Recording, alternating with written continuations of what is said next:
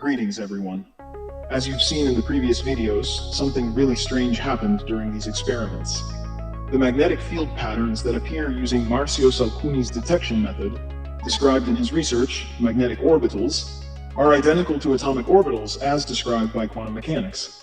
And I don't just mean in looks, but also in structure and behavior, matching even the main concepts of QM. At this point, it's getting really hard to keep saying, it's just a coincidence.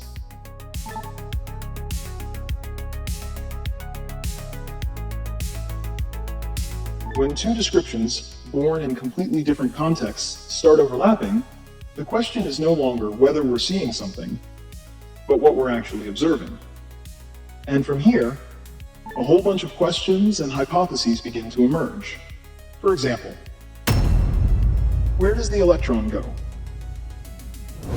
In quantum models, orbitals are described as probability clouds, but they show no internal structure linking their lobes.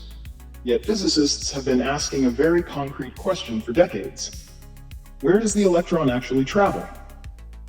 Measurements of the magnetic field with Hall sensors reveal continuous symmetric structures with radial connections emerging straight from the magnetic source. The lobes aren't isolated, they're part of a single, coherent geometry. And remember, the shapes are identical to the atomic orbitals. This suggests that current orbital representations might be incomplete. If internal magnetic channels exist, the electron could move along physical paths not yet described, and these experiments could offer the first observable hint of that. Incomplete angular information. Atomic orbitals are usually depicted as perfectly symmetric, idealized structures, defined in Cartesian reference systems chosen for mathematical convenience. These representations don't consider the real observation angle, because orbitals weren't meant to be physically measured in space, they're abstract probability functions. Experimental measurements of the magnetic field, however, show that the angle of observation directly affects the shape detected. In oblique configurations, like at 45 degrees, different geometries appear compared to those commonly shown in literature, while still maintaining structural coherence. This suggests that current orbital models lack local angular information, simply because they were never designed to describe real field measurements at such close distances. The question isn't whether orbitals are wrong, but whether their representation is incomplete when confronted with direct physical observations. Scale discrepancy. Here's a scale problem that really jumps out. If we take the size of atomic orbitals relative to their nucleus, as represented in theoretical models, and bring them into our world using a simple proportion, the result is downright absurd. An orbital would end up as big as a soccer field, or even bigger. In contrast, the magnetic field of a real magnet, while showing surprisingly similar shapes, occupies a much smaller measurable space, just a few centimeters when we talk about the distance between the magnet and the magnetic orbital. This difference raises a simple but uncomfortable question. Are we overestimating the size of orbitals in theoretical models, or do macroscopic magnets reproduce the same geometric structures in a compressed, physically accessible form? Either way, the scale doesn't match. And when scale doesn't match, it's usually not just a tiny detail. And if you want to be among the first to get your hands on something that will very likely also be included in school textbooks, I want to remind you that the new edition of the book on magnetic orbitals has finally landed on Amazon, available across your entire planet. It is the printed version of the research, polished in every detail and designed to bring you the first visual revelation of quantum geometry in the macroscopic world. If you wish, by getting it, you can support Marcio's work. Go take a look. And thank you for your support. Now let's get back to our experiments. Magnetic field towards force unification. These experiments suggest that the magnetic field might not just be a side effect of electron movement, but a primary structure with its own geometry and an active role in quantum dynamics. From this perspective, magnetism isn't just a result, it could be one of the fundamental scaffolds organizing physical phenomena.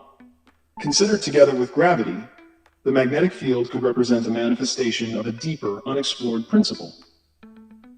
This approach opens the door to a new description of physics, where shape is not just a visual detail, but information, and the geometry of the field becomes a real language of matter. If macroscopic magnetic fields show quantum-like rules, superposition, entanglement, spin, tunneling, they might not be just a force among forces, but rather a different manifestation of a single unifying structure. The hypothesis is that a foundational force exists, whose expressions vary with scale and geometry, from subatomic to molecular, biological, and even planetary. Thanks to its scalability and measurability, magnetism could be the experimental key to this unification. From Earth to the cosmos. The analogies between atomic orbitals and macroscopic magnetic fields lead to a bold question. Quantum-like structures appear on a planetary scale? Imagine mapping Earth's magnetic field with Hall sensors arranged on a satellite and pointed with precision. We could create a true magneto-quantum map of the planet. Of course, ferromagnetic materials in the core and environmental interference complicate things, but if the shapes really mirrored those seen in Marsio Salcuni's experiments, the Earth would no longer be just a big magnet. It could become a generator of coherent geometries, a kind of cosmic orbitalism, connecting micro and macro from the core all the way out to orbit. Wave-particle duality. In these experiments, a surprising phenomenon appears. Changing the observation angle causes the shape of the magnetic field to transform dynamically and reversibly. This leads to a fresh way to look at wave-particle duality. Instead of thinking that the wave, or particle, nature belongs to the particle itself, what actually changes is the shape of the field depending on the interaction with the observer. The wave-like behavior, then, might not be an intrinsic attribute of the particle at all, but a manifestation of the variable geometry of the field, similar to how quantum mechanics describes the probability of finding an electron in certain regions of space. In other words, the duality isn't between wave and particle anymore. It's between field shapes that change depending on who's watching. Heisenberg's uncertainty principle. Heisenberg's principle states that it's impossible to know both the position and momentum of a particle with perfect precision. But in Marsio's experiments, an interesting detail emerges. Combining measurements from different angles reveals a coherent, repeatable structure in the magnetic field, which isn't limited by classical uncertainty, but by the geometry of observation. This opens up a new interpretation. Uncertainty may not be an intrinsic property of the particle, but a consequence of how we observe it. Each measurement captures only part of the system, and the act of observing modifies the original configuration, just like when a sensor enters a magnetic field. So, the experiment suggests that uncertainty emerges from the structure of the observer-system interaction, not from a fundamental limit of nature.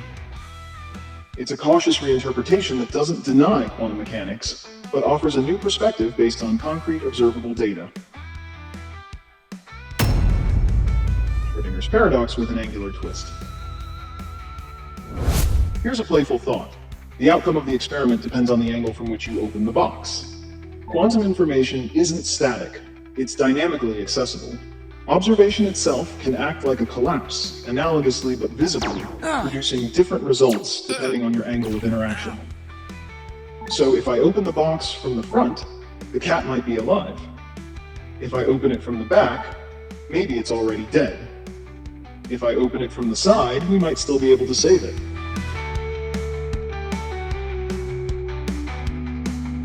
If you want to continue this super journey with me and Marsio into the big, immense magnetic field, hit like, subscribe, and share. Thank you, truly. Remember, all of this is just the beginning. Greetings to all.